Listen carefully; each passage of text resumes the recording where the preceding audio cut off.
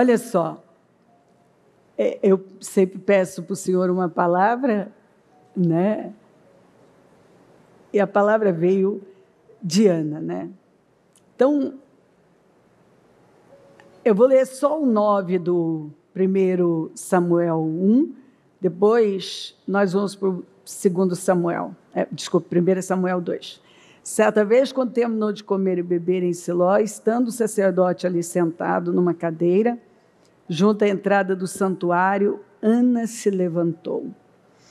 Então, olha só, a Ana do início do capítulo 1 é uma Ana. A Ana, a partir do versículo 9, se torna uma outra Ana. A Ana do capítulo 2 de 1 Samuel é irreconhecível. É uma mulher que você descobre depois do versículo 9 de 1 Samuel.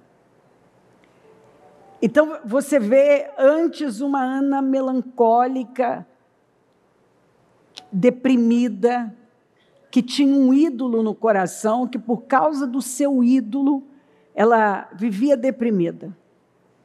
Então, observe que ela acordava,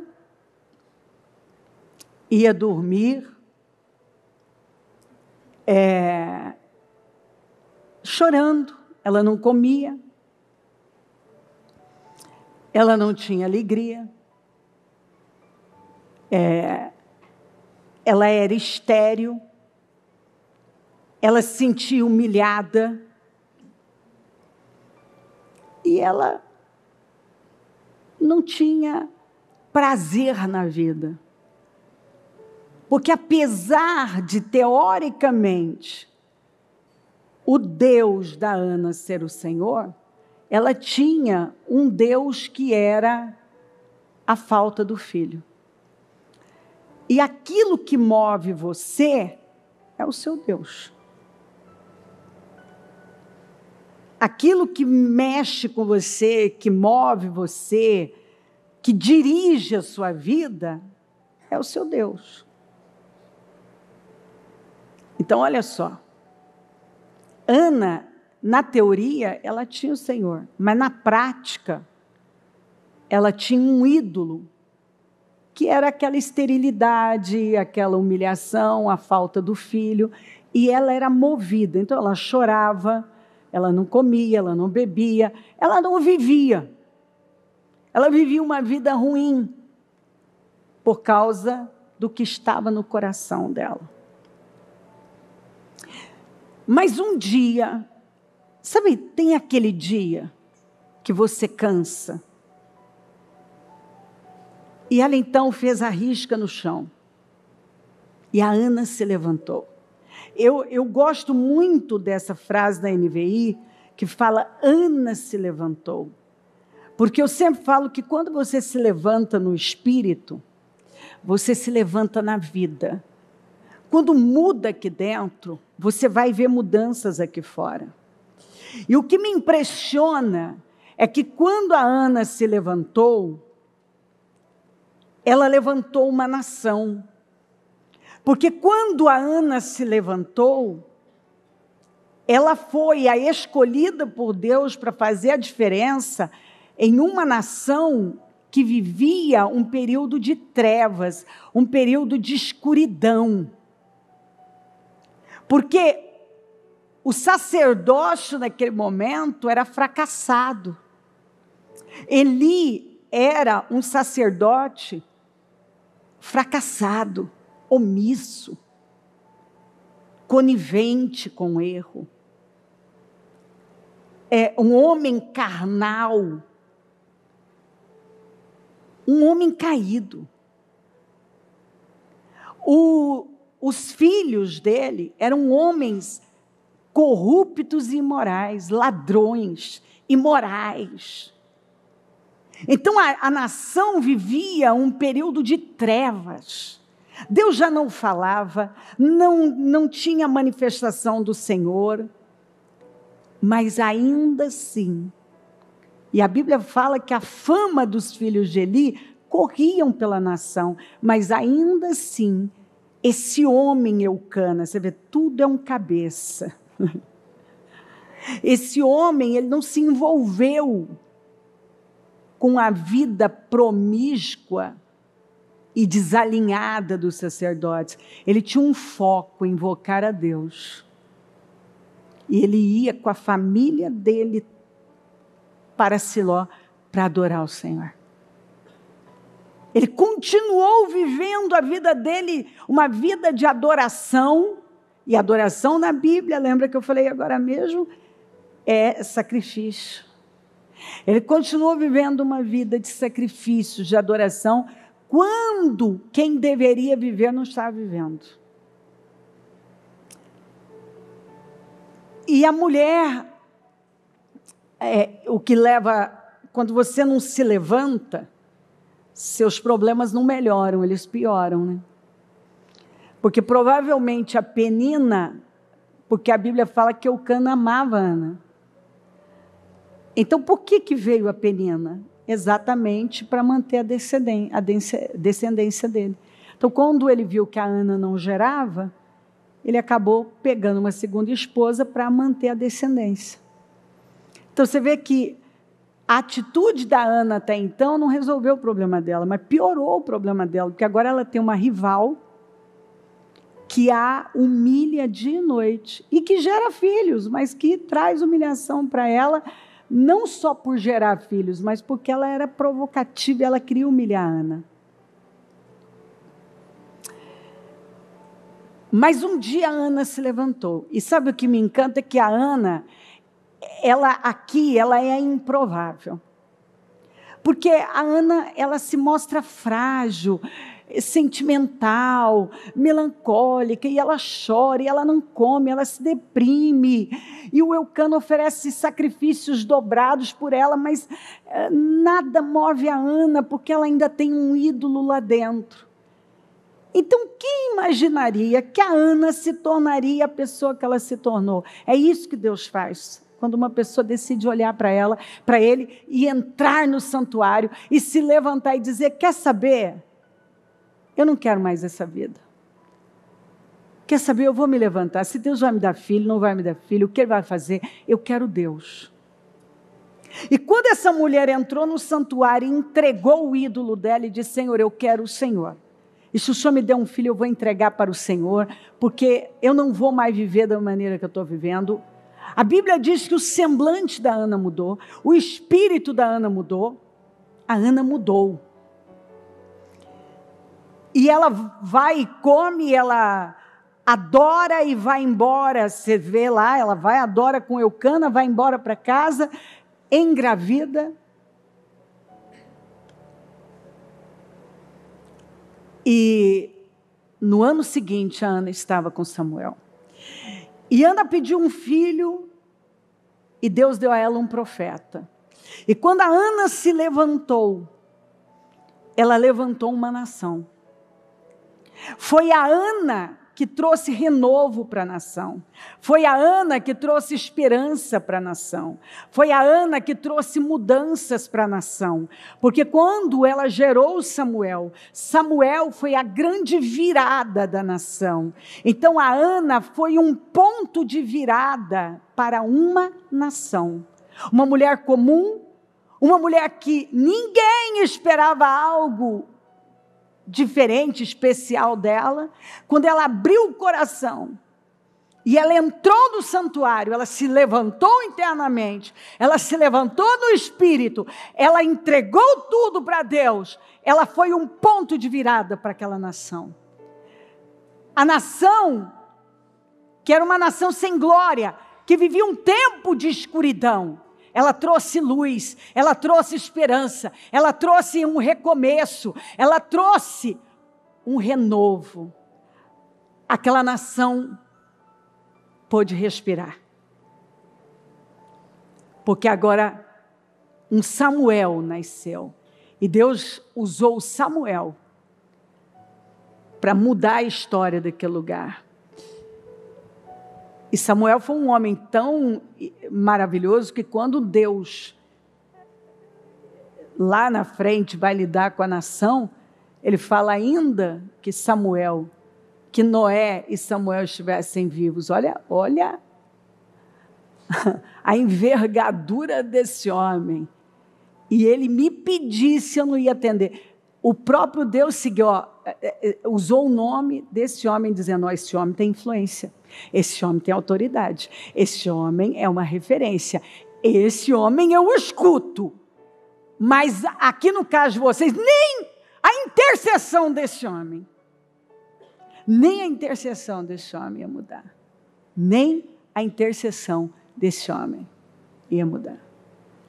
Mas esse homem tem poder de mudar situações. Então, isso é forte demais.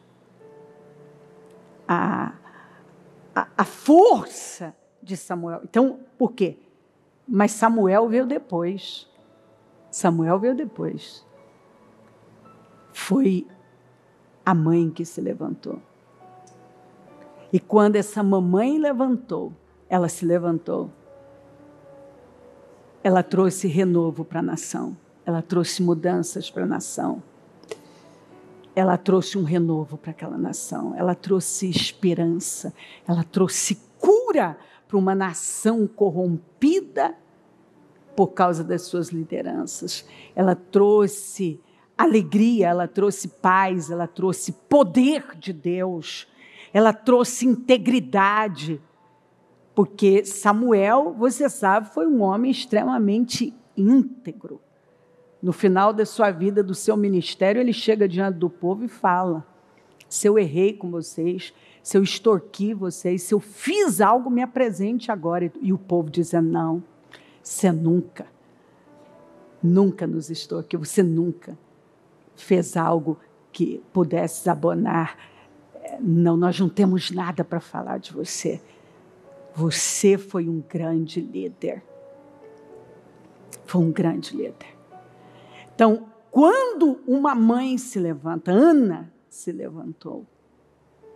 Aí você vê aqui, no capítulo 2, essa mulher profetiza, ela fala do Messias, ela fala de Jesus, porque essa oração, esse cântico de Ana, ele é profético. Quando a Ana fala aqui, você não reconhece a Ana.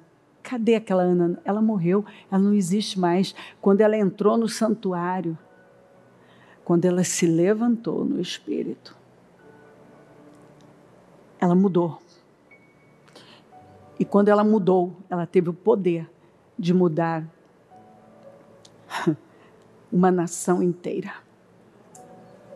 Porque foi ela quem gerou Samuel. Então, a Ana fala com autoridade. Então, Ana orou assim, meu coração exulta no Senhor. No Senhor, minha boca é exaltada. Minha boca se exalta sobre os meus inimigos. Pois me alegro em tua libertação. Eu tenho certeza que se você tem prestado atenção, ainda no encerramento eu falei daquele versículo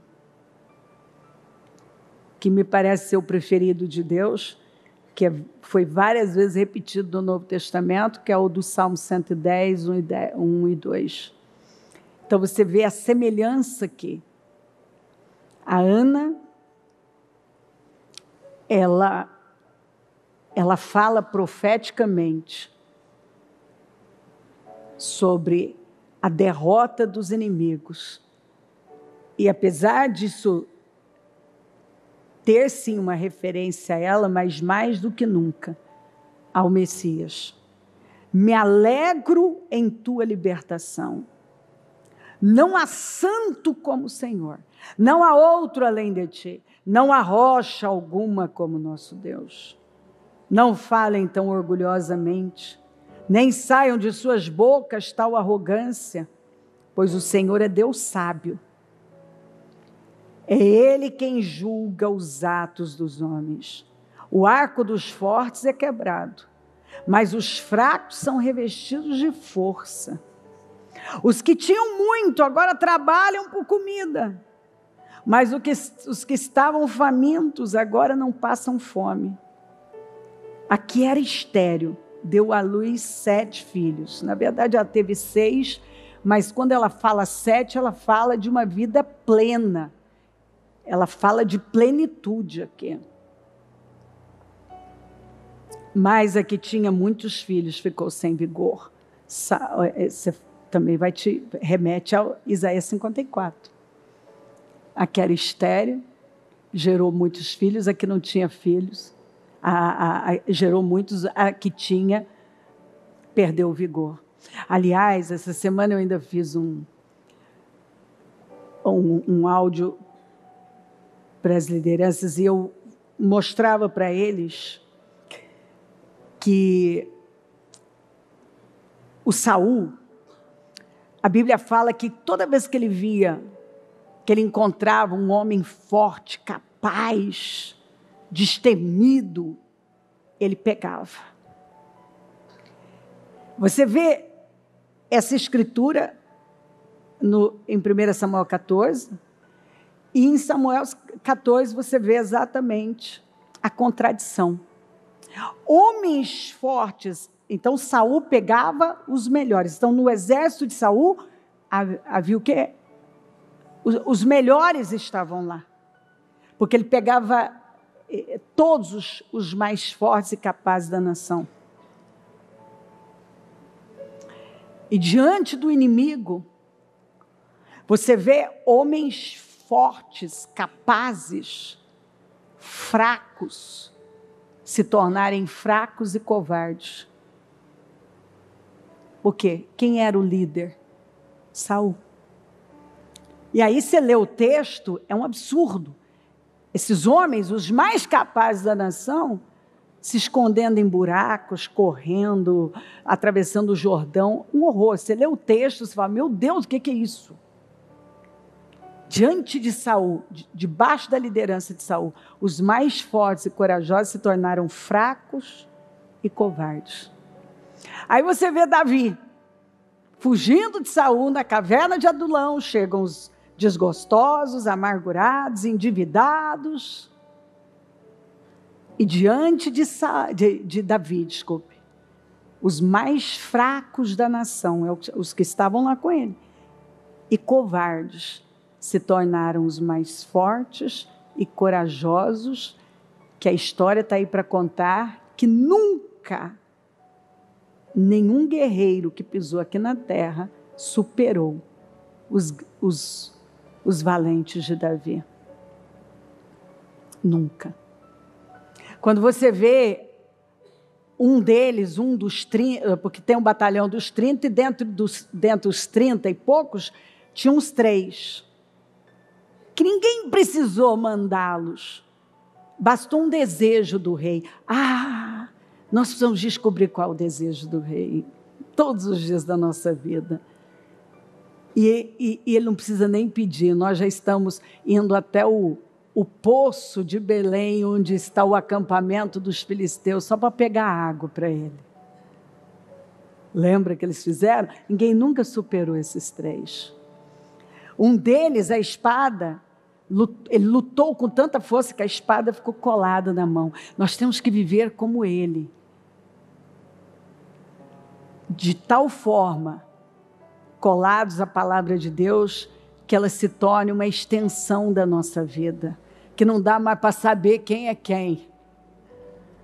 Colados à palavra de Deus. E aí ele vence aqueles inimigos e depois chega o exército só para o despojo. E na vida é assim, alguns lutam corajosamente e outros só chegam para pegar o despojo. Ele só chega para saquear. Ele não tem interesse de estar na batalha. Eles são os preguiçosos que só querem o resultado. Mas tem aqueles que lutam até a espada ficar colada na mão. Ele luta com tanta força que a palavra impregna dele e não dá mais para saber. Ele já não... ele já não tem mais memória de quem ele foi antes, porque agora a palavra tomou conta da vida dele completamente. Completamente. Então Deus pega, quando nós estamos diante dele, quando estamos diante do rei que o Senhor escolheu, né? Porque diante de Davi, homens fracos e covardes se tornaram os maiores guerreiros. Diante de Saul, os homens mais fortes e capazes se tornaram os mais fracos e covardes. Quando você está seguindo o rei, o verdadeiro rei, você é tomado de uma força, de uma coragem. E essa mulher não estava olhando para Eli e nem para Hofni e Finés, ela estava olhando para Deus. E ela se levantou. E ela trouxe mudanças para a nação. Porque ela gerou um Samuel. E a mulher, que ninguém esperava muita coisa, se tornou o instrumento de Deus para mudar uma nação. Porque Ana se levantou. O arco dos fortes é quebrado, mas os fracos são revestidos de força. Os que tinham muito agora trabalham por comida, mas os que estavam famintos agora não passam fome. Aqui era estéril, deu à luz 7 filhos, mas aqui tinha muitos filhos, ficou sem vigor. O Senhor mata e preserva a vida. Ele faz descer a sepultura e dela resgata. O Senhor é quem dá pobreza e riqueza. Ele humilha e exalta. Levanta do pó o necessitado e do monte de cinzas ergue o pobre. Ele os faz sentar-se com príncipes e lhes dá lugar de honra. Pois os alicerces da terra são do Senhor. Sobre eles estabeleceu o mundo. E quais os alicerces do Senhor? O trono dele é sustentado pelo quê? Vamos ver se você lembra. Justiça e retidão. E sem justiça não há paz. Ele guardará os pés dos seus santos, mas os ímpios serão silenciados nas trevas. Por quê? Porque o mal não se sustenta, é só uma questão de tempo. Quando você vê alguém muito perverso, saiba que Deus está rindo dele. Pois não é pela força que o homem prevalece, não é pela força humana, natural. Aqueles que se opõem ao Senhor serão despedaçados. Ele trovejará do céu. Eu estou vendo isso acontecer, hein? Contra eles, o Senhor julgará até os confins da terra. Ele dará poder a seu rei e exaltará a força do seu ungido. Maravilhoso, maravilhoso, maravilhoso. Então, Deus espera que nos levantemos com toda a força e que sejamos esse instrumento nas mãos dele de mudança. Mudança em casa, mudança na família, mudança numa nação. Porque se Ana foi esse ponto de virada, todos nós aqui podemos ser. Se você tiver essa consciência, eis-me aqui, Senhor, eu quero ser. Eu quero ser esse ponto de virada, eu quero ser esse instrumento nas suas mãos. Você será. Quando nós entendemos o porquê estamos aqui, nos colocamos nesse lugar e nos levantamos, Deus pode fazer a obra. Eu quero muito que você saia daqui, que não seja uma palavra que desaparece quando você for se sentar, mas que você tome uma decisão no seu espírito, que você vai ser esse ponto de virada, que você vai se levantar como você sabe, entende no seu espírito, que Deus quer que você se levante. A gente sabe o que Deus está pedindo para nós e o que significa esse levantar na nossa vida. A gente sabe. Então, com a mão no coração, vamos orar.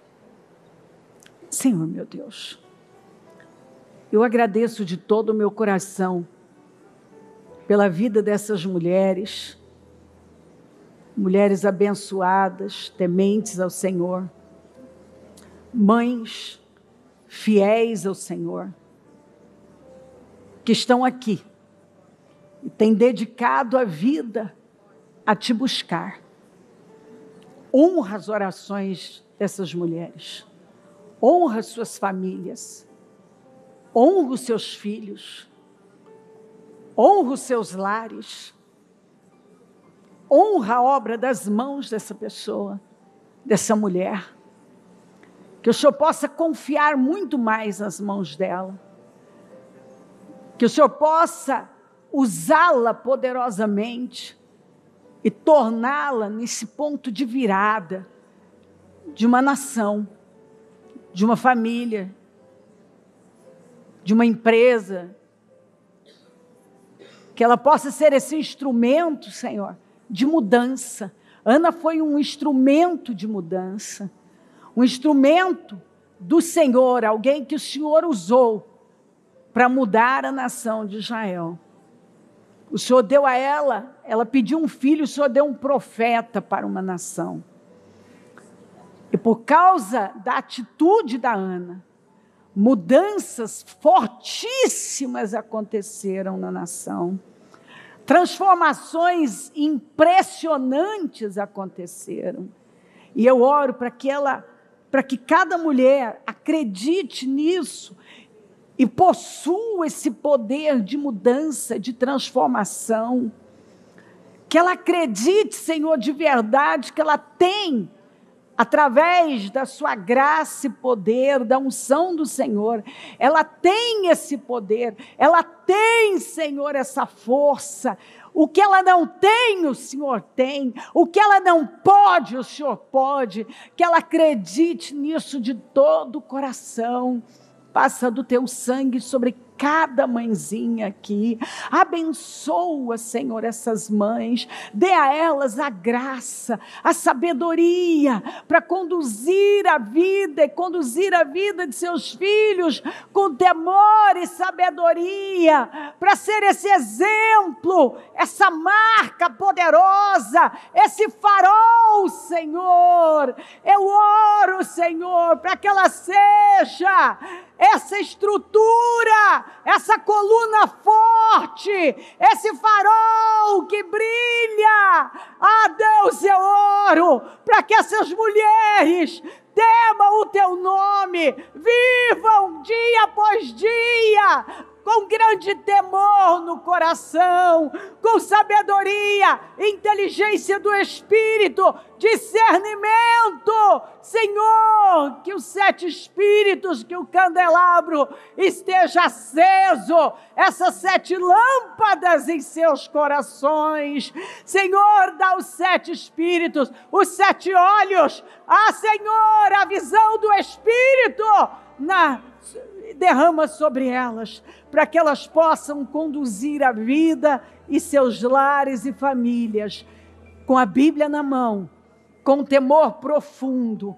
Eu não sei o que cada uma tem sonhado e pedido, mas eu peço, conforta, responda as orações, confia muito mais, realiza os desejos do coração de cada uma. Eu bem sei os pensamentos que penso de vós, pensamentos de paz e não de mal, para vos dar o fim que esperais. Que ela saia daqui crendo que o Senhor tem o melhor para ela, e basta ela fazer como Ana, se levantar e se alinhar, não fazer o que é fácil, até porque Ana não fez o que era fácil, muito pelo contrário, ela entregou exatamente o que ela tanto queria, ela sacrificou o que ela tanto queria, e isso trouxe mudanças para a vida dela e para a vida de uma nação, Senhor. Foi a cura que a nação, é tão impressionante que enquanto Ana foi curada, a nação também foi curada. Quando o coração daquela mulher foi curado, a nação também foi curada. Não foi apenas o coração da Ana que recebeu cura, mas da nação inteira. E eu creio que o coração dessa mulher curado. Leva cura para a casa dela, para a família dela, para a descendência dela. Um coração curado, uma vida curada, uma vida espiritual curada, uma vida sentimental curada, a vida emocional curada. Quando a vida é curada, ela leva a cura, Senhor. Porque a Ana é um reflexo de uma nação estéril e que gemia. Mas a cura da Ana foi também a resposta do Senhor de cura para aquela nação. Ana trouxe glória para uma nação sem glória. O semblante triste se transformou num semblante alegre, que foi profético. Aquela nação tinha um semblante triste, mas o Senhor trouxe alegria. Samuel, porque pedia ao Senhor. E quando nós pedimos, o Senhor nos dá um Samuel, que representa um pedido respondido. Responda o pedido dela, a oração dela. Entrega nas mãos dela, Senhor. Nesse dia das mães, eu oro para que seja o melhor da vida dela até então. Eu abençoo essas mães, declaro graça, unção e poder. E que este seja o melhor dia das mães da vida dela. Que ela tenha um dia incrível, transformador, onde o amor, o perdão, o quebrantamento possam fluir na vida dela e através dela. Eu as abençoo em nome de Jesus e que vocês saiam presenteadas pelo Senhor, em nome de Jesus, em nome de Jesus Cristo. Amém? O Evangelho de Jesus Cristo é a boa notícia.